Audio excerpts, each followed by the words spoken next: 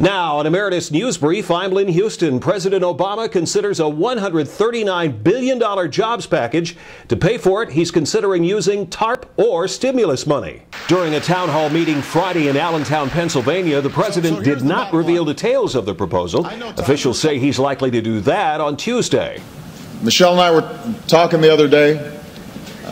There are members of our families that are out of work. You know, we're not that far removed from struggling to pay the bills. 5, 6 years ago, we were still paying off student loans. Still trying to figure out, all right, if we pay this bill this month, what do we have to give up next month? We're not that far away from that. But I promise you this, I won't rest until things get better. I know you may not agree with every decision I make. But I promise, I will always tell you the truth about why I'm making these decisions. And I know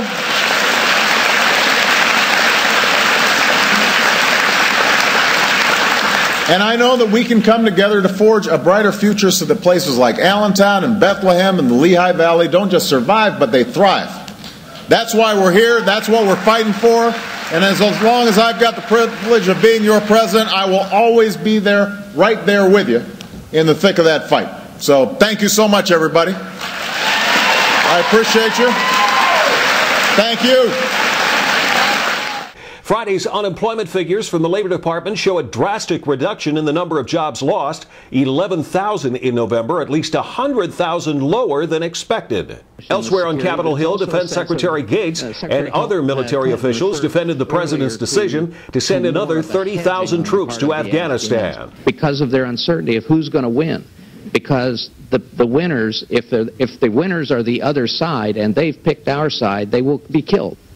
And so they are waiting to see where the momentum is shifting, and frankly, it's this shift of momentum that we think is important and that is a fundamental purpose behind this surge of troops to push that Taliban back and to create an environment in which these people, as they look at this situation, decide which way they want to go our way, go the way of the Afghan government. At a Senate Banking Committee hearing, Federal Reserve Chairman Ben Bernanke trying for another term in his job. Bernanke is expected to get a second term, but several senators have already indicated they will vote against him. Senator Jim Bunning of Kentucky is among them. 4 years ago, when you came before the Senate for confirmation to be chairman of the Federal Reserve, I was the only senator to vote against you. In fact, I was the only senator to even raise serious concerns about you. I opposed you because I knew you would continue the legacy of Alan Greenspan, and I was right. On consumer protection, the Greenspan policy was don't do it. You went along with his policy before you were chairman, and you continued it after you were promoted. The most glaring example is it took you 2 years to finally regulate subprime mortgages, after Chairman Greenspan did nothing for 12 years. Even then, you only acted after pressure from Congress and after it was clear subprime mortgages were at the heart of the economic meltdown. Instead of close supervision of the biggest and most dangerous banks, he ignored the growing balance sheets and increasing risk. You did no better. In fact, under your watch, every one of the major banks failed or would have failed if you had not bailed them out.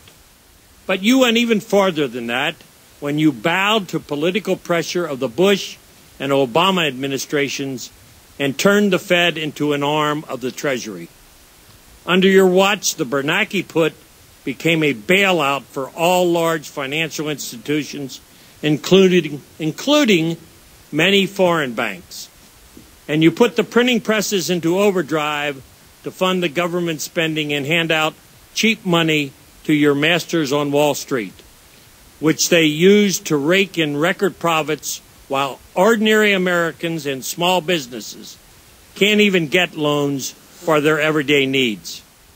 I will do everything I can to stop your nomination and drag out this process as long as I can.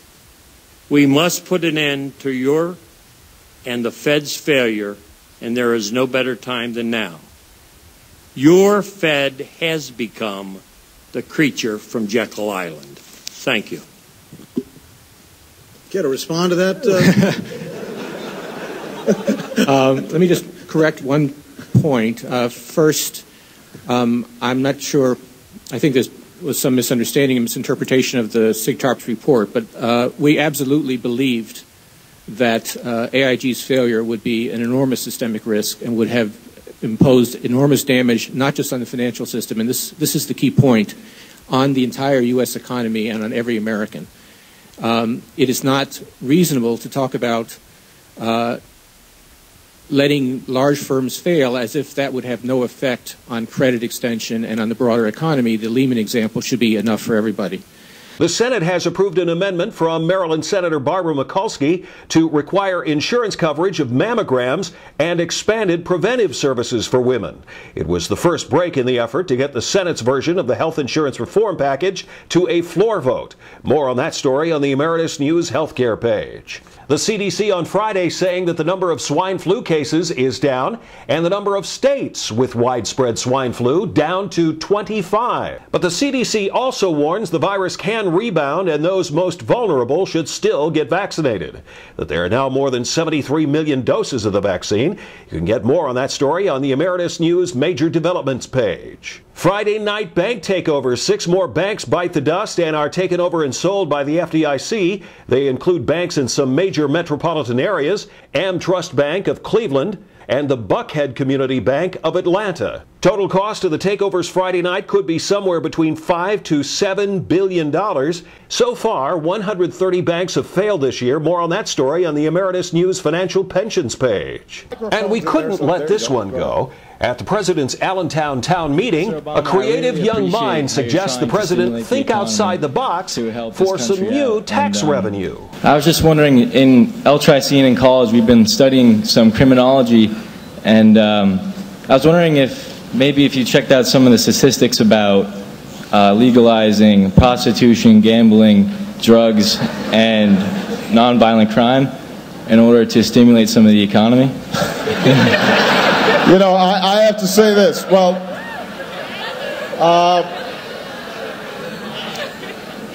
I appreciate the boldness of your question. That will not be my job strategy. But let me say this. What year are you in school? This is my second year in college. Your second year. Yeah. I mean, first of all, part of what you're supposed to do in college is question conventional wisdom. And so you're doing exactly what you're supposed to be doing, which is... The latest on the biggest issues and public policy at emeritusnews.com. And live 24 hours a day, 7 days a week on the Emeritus News channel at livestream.com. That's an Emeritus News Brief. I'm Lynn Houston.